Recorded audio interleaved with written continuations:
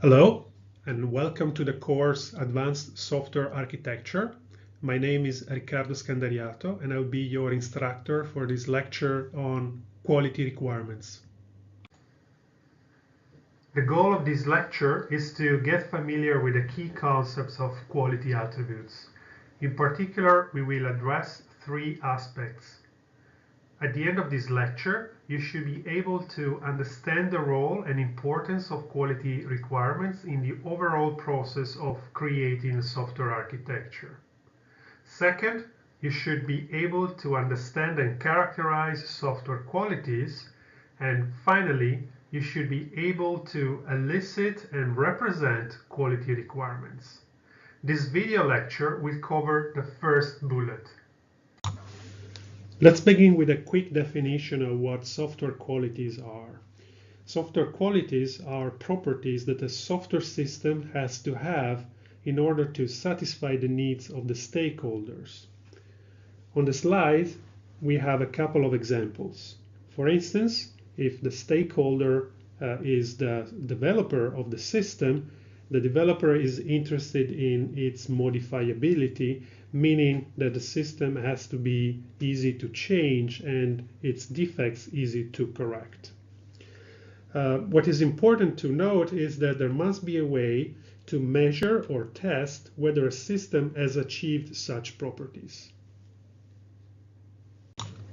Let's address the first goal of this lecture, understanding the role and importance of quality requirements.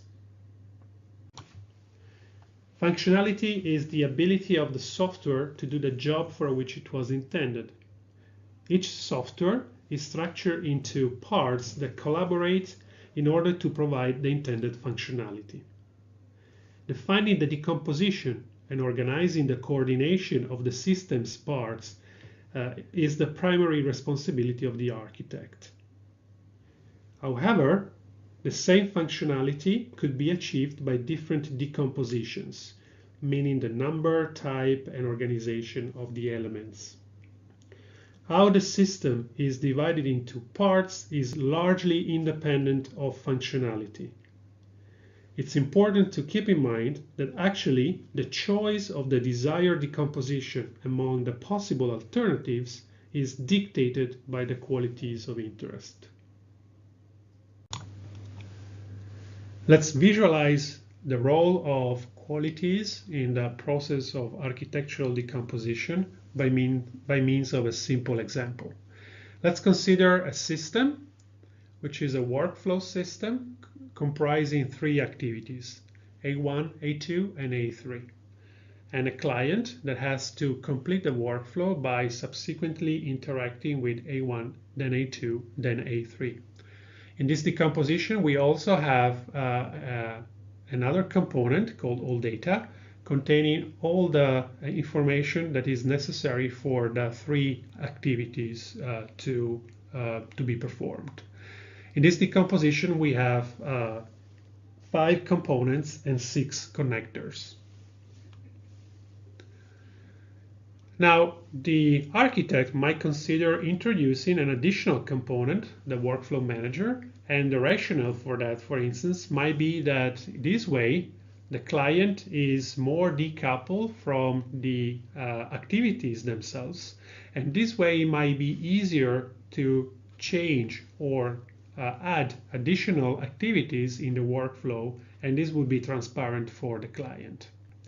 Also, this choice could be driven by a design principle known as the minimize the attack surface, which is a security principle, and in this way only the workflow manager has to be secured vis-a-vis attacks from the outside.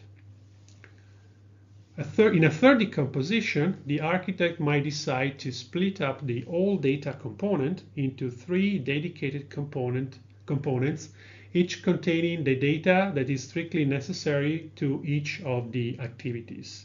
And this might be done in order to minimize the risk that some personal information about the users is leaked to an attacker.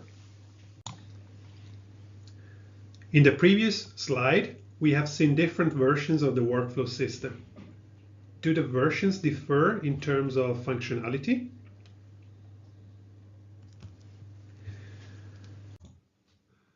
The three decompositions contain exactly the same functionality.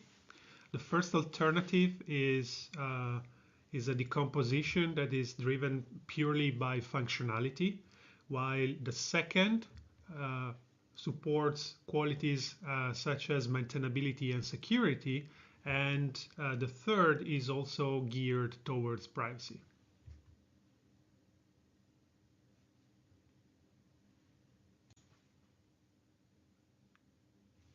As a software architect, you are expected to design an architecture that contains all the functionality, and in a way that's the low-hanging fruit.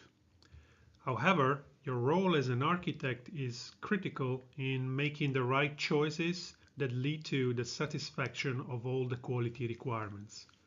And in doing so, you will likely explore alternative designs and make trade-off decisions, for instance, among conflicting quality requirements. The role of a good architectural design should not be underestimated, as architecture lays the foundation for the achievement of the desired qualities. However, a good architecture does not guarantee per se that the end product will match the quality expectations. Satisfactory results are achieved by getting both the big picture as well as paying attention to the details. Let's consider performance, for instance. Achieving a performance requirement very often will require removing the bottlenecks in an architectural design, as well as doing a smart implementation of the components within such an architecture, which is eminently an implementation job. This is the end of part 1 of this video lecture.